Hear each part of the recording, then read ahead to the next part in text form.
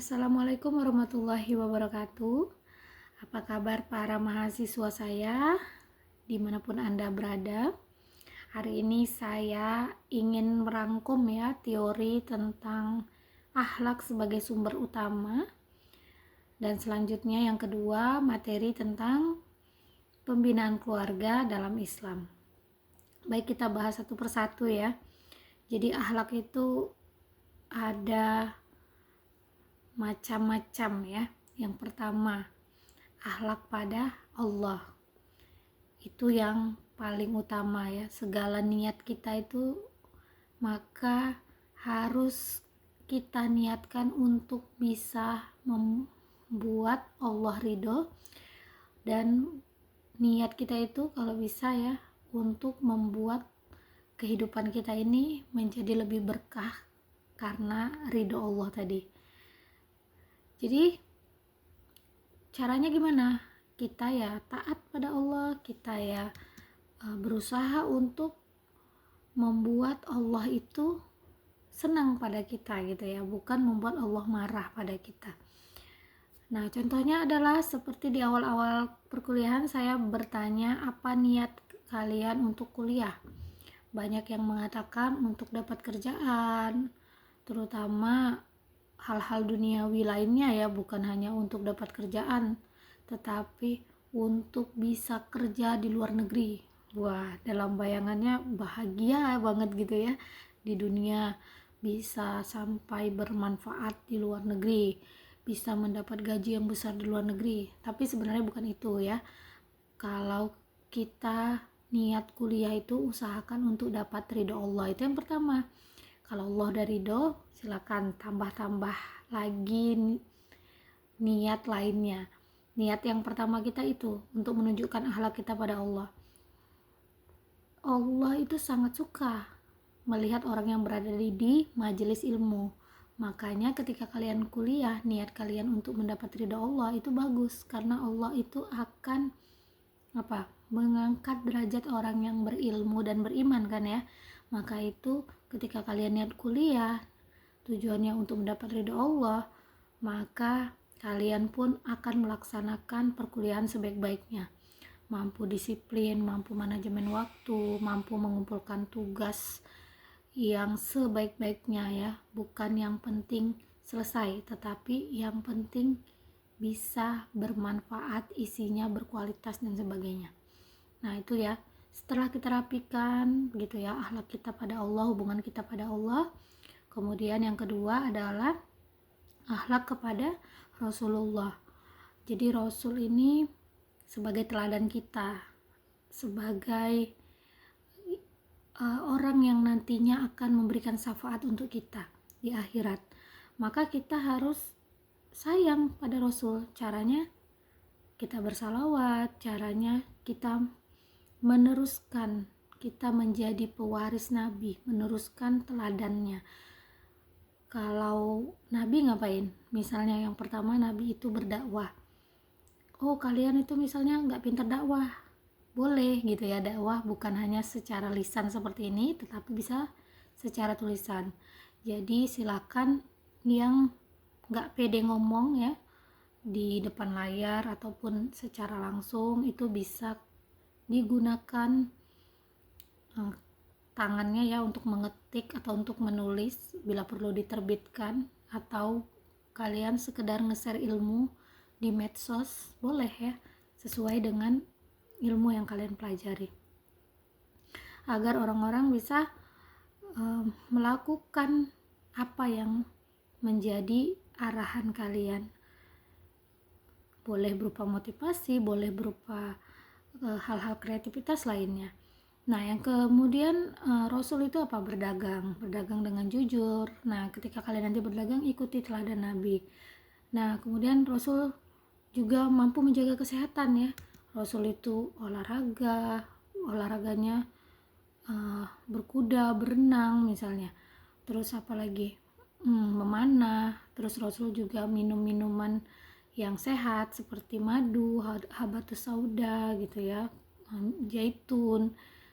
Jadi kalau kita ikuti pola Rasulullah ya dalam kesehatan, dalam berbisnis, dalam bermanfaat, itu sangat membuat kita itu jadi lebih berkualitas sebenarnya. Kita ikuti aja rujukan kita itu kan tadi ya, teladan yang paling luar biasa tadi ya, Rasul gitu ya.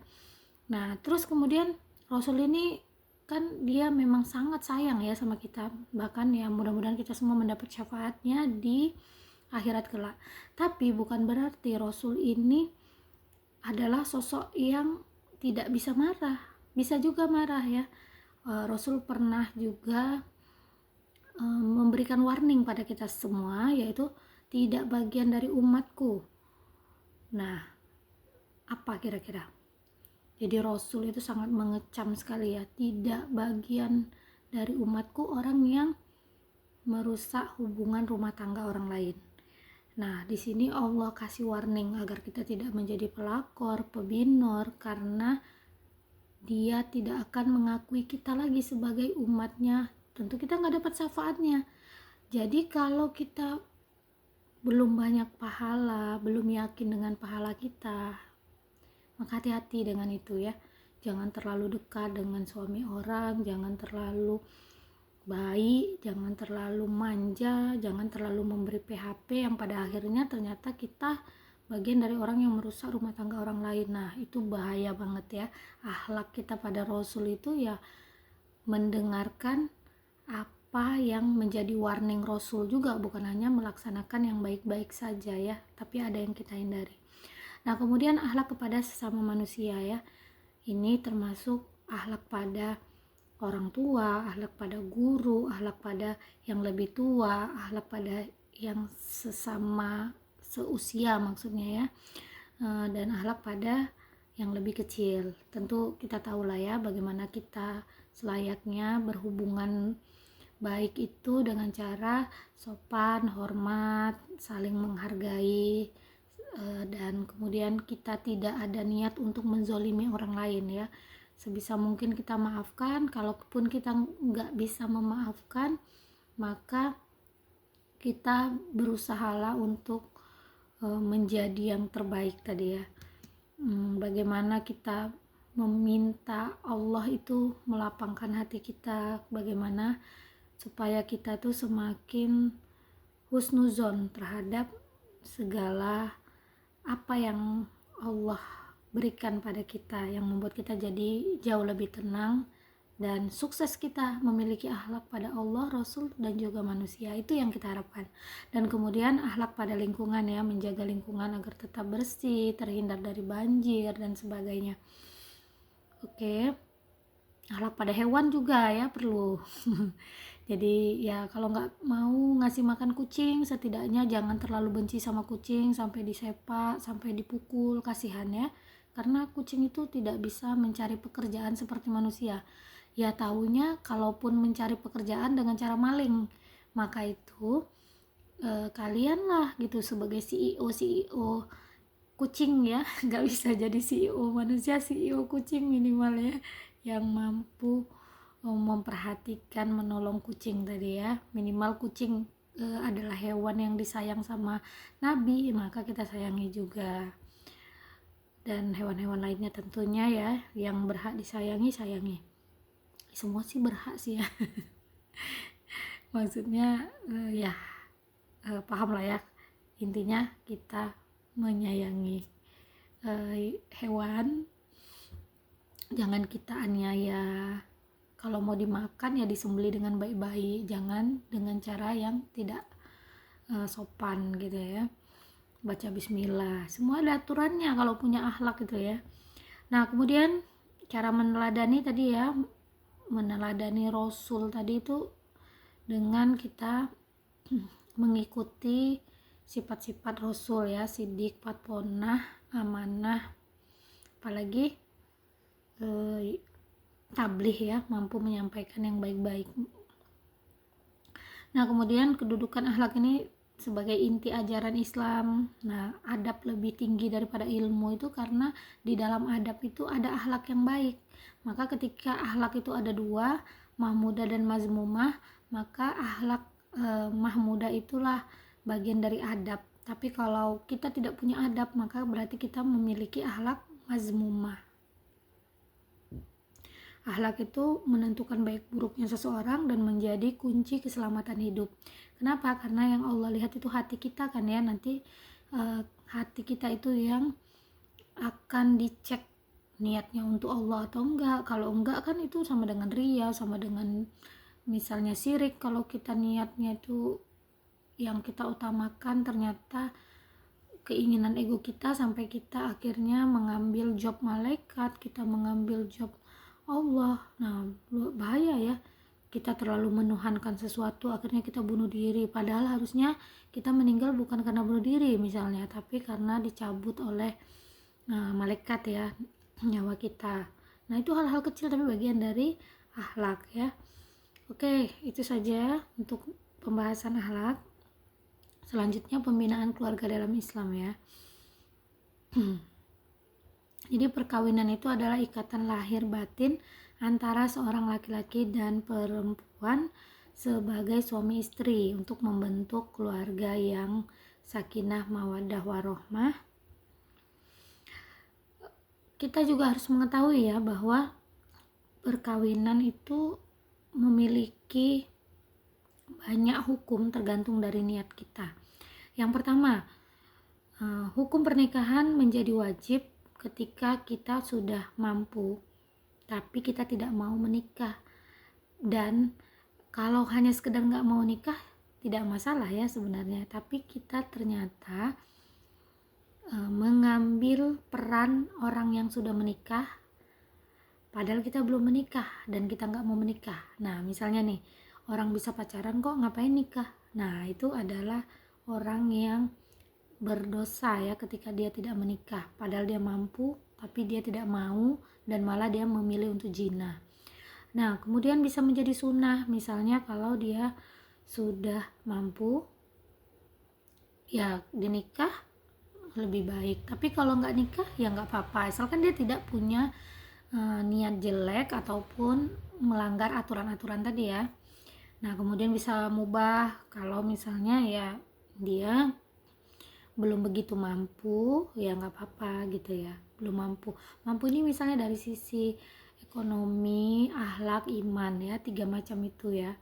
Nah, jadi punya uang banyak kalau akhlaknya nggak baik yang nantinya akan menjolimi pasangan, ya belajar gimana mengelola emosi, mengelola hubungan baik misalnya kan. Nah, terus kemudian iman juga menentukan ya, kalau misalnya dia itu punya iman yang kuat tentu dia tidak akan tergoda ketika nanti udah nikah, mungkin ada yang menggoda gitu ya.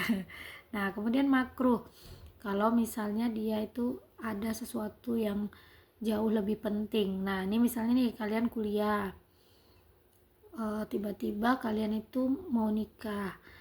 Sebenarnya kalau kalian bisa mengatur waktu fokus ya nggak masalah, tapi ketika misalnya kalian itu lagi banyak-banyaknya tugas, lagi nggak bisa ngatur waktu, tapi kalian paksain nikah gitu karena bukan untuk ibadah lagi, untuk happy misalnya, daripada berdosa ya udah mendingan nikah. Nah, padahal kalian punya amanah dari orang tua misalnya untuk kuliah, tapi nanti pada akhirnya akan lebih banyak mudaratnya ya, jadi bertengkar karena mungkin tidak bisa dipahami yang kuliah, ada kerjaan yang di rumah. Nah, itu sesuatu yang menimbulkan hal yang mungkin buruk ke depannya ya, belum ada persiapan, maka itu bisa menjadi makruh.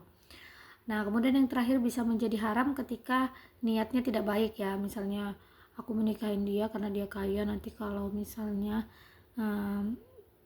udah nikah aku akan bunuh dia, nanti kan dia hartanya untuk saya misalnya. Nah, nauzubillah min dzalik ya, semoga kita terhindar dari niat-niat seperti itu. Nah, jadi itu ya. Selanjutnya prosedur perkawinan ya. Yang pertama ada hitbah, terus kemudian ada wali, saksi, nah ijab kabul seperti yang sering kalian lihat lah ya. Nah, yang harus diperhatikan selanjutnya adalah mengenai wali ya. Jadi wali ini orang tua urutan pertama. Jadi jangan sampai kalian nanti nggak direstui orang tua dengan seenaknya saja kawin lari terus minta abang kalian jadi saksi atau paman kalian jadi saksi. Nah, jadi selagi orang tua ini masih hidup, ayahnya ya, ayah perempuan masih hidup, minta restu pada ayahnya.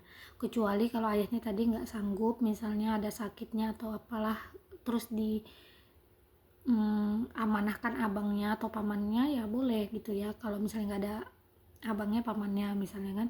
Tapi ketika masih ada hak, gara-gara demi cinta kalian itu melangkahi tadi ini ya, nggak abangnya, nggak pamannya, dan bahkan orang lain, nah itu keberkahannya kurang ya. Dan itu bahkan macam-macam pendapat ya, ada yang mengatakan tuh benar-benar bukan makruh lagi, bukan, tapi ya haram ya. Nah, sampai seperti itu, lakukanlah yang terbaik ya. Karena apa? Karena pernikahan ini kan, kalau kita belum nikah gitu ya, ridho Allah terletak pada ridho orang tua, kejarlah itu gitu ya, restu dari orang tua. Nah, kemudian kalau udah nikah baru tentunya restu dari suami, itu kan urutannya. Jadi jangan karena memperjuangkan suami, walaupun belum nikah, akhirnya melangkahi ridho dari orang tua tadi. Nah, itu ya, pinter-pinterlah kalian kalau udah cinta udah cinta banget gitu ya, minta petunjuk sama Allah, jangan sampai nanti kalian menyakiti hati orang tua demi cinta. Nah, kemudian ada hikmah perkawinan, yaitu menjaga kehormatan ya. Jadi tidak harus pacaran untuk bisa bahagia dengan orang yang kita cintai, karena kok pacaran berdosa. Tapi kalau nikah itu kan ibadah, jadi kita lebih terhormat dibandingkan orang-orang yang pacaran tadi. Dan kemudian melanjutkan keturunan tentunya ya, kemudian menciptakan ketenangan hidup ya kan, bersaling pengertian ya, menemukan tanggung jawab. Nah, kemudian hak suami, hak istri ya, perbedaannya sebenarnya kalau hak suami itu dia ingin ditaati tentunya ya, mendapatkan rasa hormat lah dari istri. Jadi kalau misalnya kemana-mana izin, mau ada sesuatu dibicarakan gitu ya, kemudian memberikan pelayanan yang baik. Dan kemudian yang selanjutnya, kalau hak istri mendapat mahar ya, itu yang pertama, mendapatkan nafkah lahir batin ya, sama sih, mendapat perlindungan, rasa aman, dan juga bimbingan ya, bimbingan agama itu diperlukan. Nah, makanya harus dicari yang baik biar bisa membimbing ya seorang suami tadi.